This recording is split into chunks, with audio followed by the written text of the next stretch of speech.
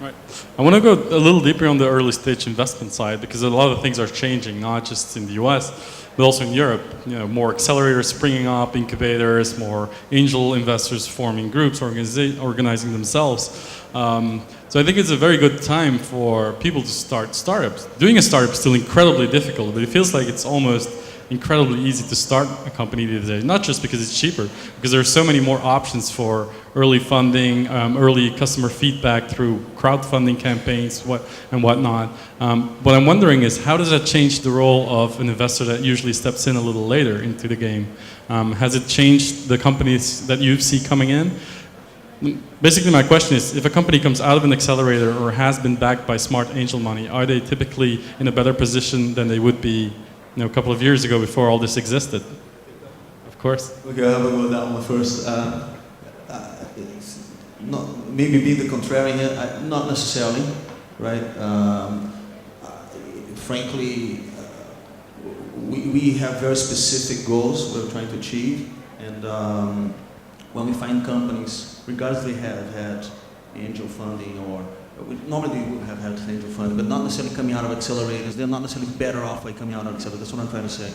And you know, some of the very interesting companies that I've come across actually in Europe have been self-funded, which is something that you don't necessarily see you wouldn't used to see this 10 years ago. You definitely would not necessarily see it in the US. So not necessarily, but what I have seen recently, right, and which is a little bit shocking, is that the financial crisis we have had in 7 and 8 was actually a catalyst for potentially good things to come in the future, at least in Western Europe. I just went to Spain. You know, before the crisis, the best people graduating from universities, they would have gone to either the government, number one, and then if that wouldn't really be their path, they would go to Telefónica, Banco Santander, or something like that. We were seeing an avalanche of new companies coming up. Entrepreneurship has sparked in that country, right? And we funded for the first time in 20 years 2 startups there. We already had 1 exit. The other one is growing, became a US company, and is already on the almost $100 million in revenue. You know, those guys, and I spoke to them about this, would have gone to the government otherwise when the crisis happened. And this has been a positive change. Okay, I'm not suggesting that let's have another crisis, because that's great, because it isn't. But you know, we have seen that in Germany. We've seen the model of rocket internet coming in and actually, you know, shaking the cradle of that country, if you will, and actually starting a lot of companies, you know, interesting enough. And so now, those companies are not necessarily companies I would invest in because they're not in the right sector for me. But we are seeing also this spark of entrepreneurship that is coming out of Europe, and I think one of the in Israel, right? One of the challenge, though, this is, as you mentioned, a market that is coming closer, and we are seeing a lot of competition, not only local but also internationally. And you know, we are competing against companies that get funded in the US, which the round size are huge compared to Israel and to the as are the valuations that come with it. As are the valuations, but valuations, frankly, are a temporary thing. The only thing that really matters is the final valuation when you have the exit. That there, I don't necessarily value so much, but the size and the rounds do matter, right? And I think, especially if you're late stage and raising a very large round, competing with somebody who is more cash strapped, that company with more resources will have an advantage. So that is something that is, I would argue, a little bit problematic, and which sparks the need for companies to have already this international expansion early on, to be able to cater for international investors, or actually all the regional investors in the US or somewhere else, if you will. Interesting points. Daniel? I think it's a lot about maturity of the entrepreneur and the experience. So if it's a first-time entrepreneur, I would imagine it would be very similar between an accelerator or another program. When VCs meet the company, it depends where that company is at that specific time. If it's mature enough to get funding or not. If accelerator helps to get that, sure. But I think the companies need to reach a certain milestones in order to get funding. It's interesting that you mentioned that, because based on the research that we've done, in Europe, if you look at who enters Accelerator, it used to be a lot different. Even 3-4 years ago, it used to be younger people, first-time entrepreneurs. Now you see, oftentimes even accomplished entrepreneurs with exits, under their belts, joining Accelerator programs just for the network and the experience, and it helps. Which it's good for branding. It's good for the accelerators. It's also good for the entrepreneurs, right? I think one point that also we have to take into account when you look at the different ecosystems. For example, we were in a company called Modu, and the company doesn't exist anymore. Is that the modular phone company? Yeah. Basically, the ecosystem in Israel can absorb this. There's so many companies that they go bust. Even the VCs and the investors have bought tens and even hundreds of billions of dollars. Other ecosystems, for example, if I take Jordan ecosystem, if you have a company that will go bust after investing, $5-6 million, the whole ecosystem will collapse. So the ecosystem that cannot really afford, cannot absorb this kind of failure, because that is still in the early stage, and I think it will take some time. So this means you have to be extremely careful in which companies to bring the investors to, or the angel investors to, because these guys are not, they don't understand, frankly speaking. One of my very good friends, he saw what I'm doing and he said, I want to invest in you, in your startup. I said, fine. In the Gulf, most of the CFOs are from India. This is a historical trend.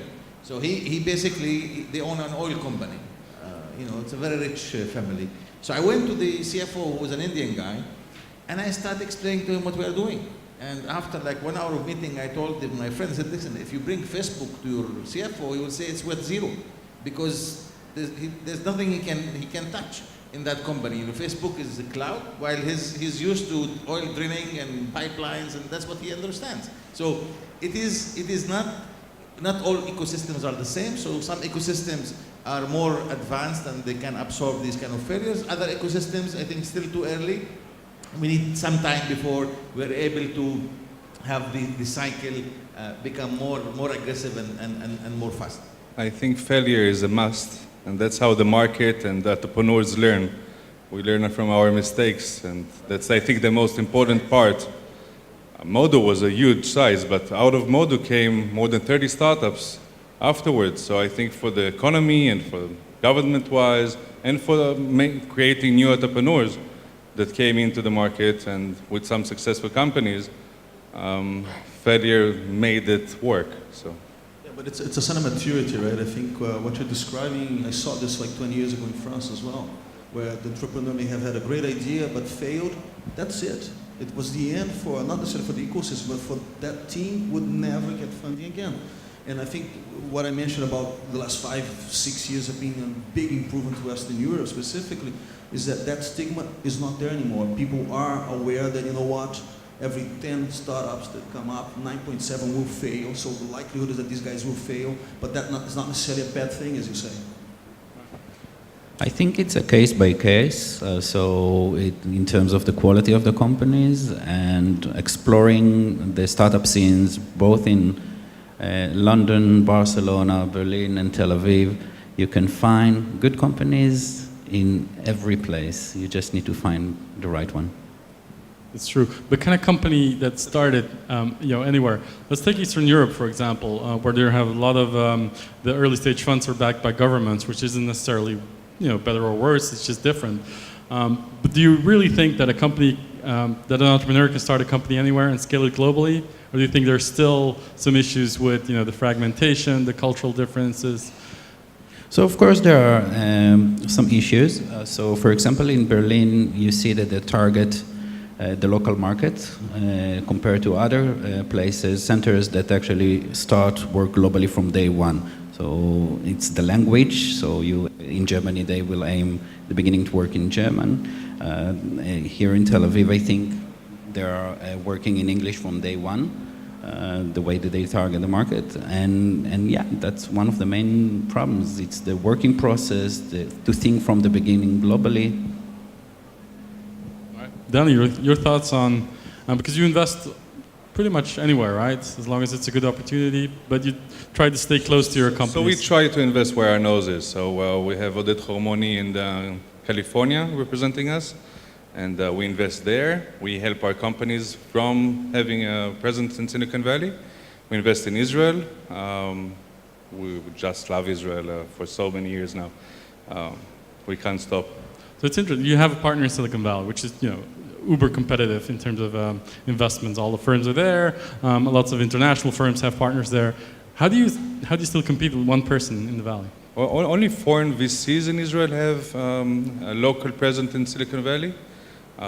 Obviously, or they have a local presence here. Israeli VCs don't have any presence in Silicon Valley, and I think it's a shame because we see that it's being active there actually helps companies. Interesting. Vitaly, I want to go back. That bridge between Israel and the United States, where actually the market is most of the time. And we love Asia and Europe as well, but the market is there. The company has to be there. If we're talking about the last question before. And having ability to invest both here and there makes, I think, another difference because the relationships are different. I don't want to dwell on the valley too much, but Vitaly, you sold a company obviously to Yahoo, which is based in the valley. But if I'm not mistaken, you didn't make the move to Yahoo, but your brother did, right? What was the reasoning behind that? We didn't make the move. We didn't start as a process. But right. We were cooperating with many companies, you know. But you didn't physically move to California? Myself? Yes. No. All the team moved. And I'm returning them one by one. You know, my COO right now is made him relocation back. He joined my new company today. And I didn't want because, you know, I don't change my location because it's possible today everything is global. And there is no need to move, but you have to move, you know, not relocation, but you have to move to any place for meetings, personal meetings with people, because you have real opportunities when you meet people, when you talk to people, because with all the communication, all the tools is good, but it doesn't replace personal meetings. And right now I returned from interesting trip, and I had a lot of meetings and new unexpected opportunities, you know. Right. Okay. I want to go back a little to accelerators because I think it's an important aspect of the business these days. Marcos, this is a question for you because you obviously co-invest and you invest in a lot of companies that come out of these accelerators. But what you see in Europe now, we've done some research. I think there are about 70 to 80 accelerator programs at any time in Europe only, which a lot of people argue that is too many, that a lot of entrepreneurs are getting funded without, you know, that shouldn't be getting funded or accelerated. But then there's another side of the table that says, you know, you cannot have too many accelerators, like you cannot have too many angel investors as long as it's, you know, promotes entrepreneurship and some companies will grow out of this and scale. And but do you think we're in an accelerator bubble or do you think it's the other way around? No, I don't think so. Look, frankly, my coming for, I'm not going to value more because it came out of an accelerator. There's no recipe that because it comes out of an accelerator is going to be a better company. But the fact is, having a group that is helping those early stage companies get to the next level is nothing but positive, right? It is a positive trend, and I think it's a good thing to have that. I think specifically, and it's not the case in Israel because I think this is a much more mature ecosystem than Western Europe really is, right? But one of the problems that you see in Western Europe is you have a funding gap actually, but not on the very early stage. You have on the mid to late stage, where I play in, right? Frankly, it's us, Accel, Index, Atomico now, and that's it, right? I go to Germany, you know, and again, there are two areas in Germany that you can invest really, right? There's the thing that Rocket Internet, which is Spark, which is all these companies which I think are more regionally minded, as you mentioned, and they're looking to media and consumer internet, if you will. But then you have the areas which are not as sexy, which are more infrastructure technology and things of that sort, that actually is our bread and butter, really. And what we see there is these companies are starving for cash. They're the ones which are self-funded and so on. I've looked at a company now has, but from 10 million in revenue last year, 1 million the year before, they just closed, the financial year just ended now at 40 million euros in revenue and growing. Never had VC money, not because they didn't want to, but because they couldn't find it, right? So we're looking at it and so on. And the problem is that the stage they're in is not an area that I would probably be interested in anymore, but I've been introducing them to people. So no, I don't think it's a problem. I think what the problem is in Western Europe, as I said, is this mid to late stage funding gap and this government intervention that you mentioned, which could be looked at as a positive. I actually don't think it is a positive. I think governments don't really know what they're doing, and they're putting extra regulation coming in with some strings attached to what they do, which frankly are problematic, and I think government tax money should be used for other things. Now, having said that, R&D tax programs that Europe does are very positive, I was just going to ask, because this is a little bit inside baseball, but what do you think of the European Commission starting all these programs to, fund the funds and, kickstart all these accelerators? I actually think that getting money, if you want to put money into startups and so on, and you're the government, then you have to do it in a professional way, and maybe facilitating LPs, regardless of who they are, to put money into real professionally managed GPs makes sense. And maybe there's some regulation that has to be had there, which is difficult in Europe. Also getting the European Commission to stop putting in legislation to justify really their existence, which we see now. I'm finding a regulation now that pretty much means that every single VC which has a link could even be interpreted as an LP link to an industrial player, regardless if that industrial player is active or not, and that player is taking more than 5% stake in the startup company, and also has at least information rights, that there's a need for a registration, which would take about 15 days from close, and there's up to 6 months of time from the close of the round that the European Commission can intervene and unwind the transaction just done. Can anybody tell me why? Right. So looking at Western Europe and looking at Israel, this, frankly, what Western Europe should start doing is actually looking at this country here and understanding why such a small country, geographically and with small population, has been so successful. Right. I'm very proud to be an investor here because I actually learn every time I come here. Right, and I think this is something that frankly Western Europe has to wake up, right? Because otherwise they're going to be relegated to a world that actually looks at it as an interesting tourist attraction, if you will, and that is a problem.